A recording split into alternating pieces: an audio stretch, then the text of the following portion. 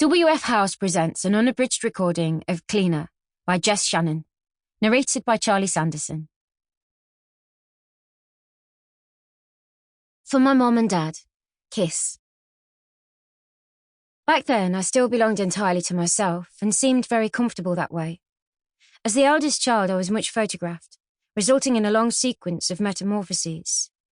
From that moment on, it gets worse with every photograph. You can easily see it.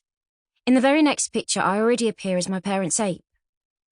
Franz Kafka, in a letter to Felice Bauer, the 28th of November, 1912. This story doesn't have a beginning. I just sat on dining room chairs with my legs swinging, like anyone else.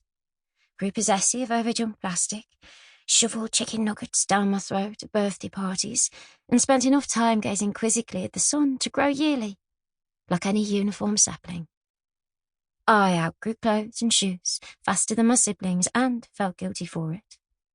Conscious even then that childhood was a wasteful, inconstant medium. At school, I excelled, for want of a peculiar, comfortable love for my parents, proving perhaps that a plant that's desperate to be measured grows more.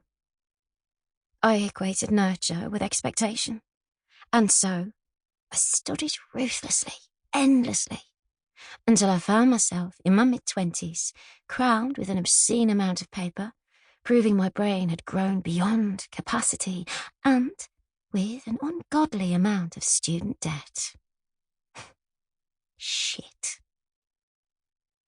When the last certificate plopped through the letterbox onto a pile of takeaway pizza menus, I was disillusioned with the whole thing, and not much more than nonplussed at the triangular crease in the top left-hand corner from the steady grip of the postman, where, I assume, he had positioned his thumb.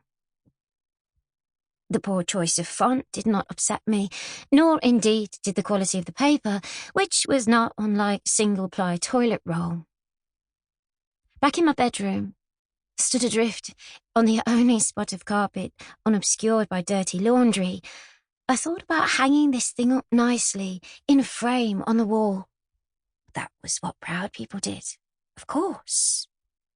But I was deterred by the greyish leak creeping down from the ceiling I had yet to ring my landlord about, out of fear of making unscheduled phone calls. The wall was wrong. I could have texted the landlord, of course, but the wall would still be wrong. Sample complete. Ready to continue?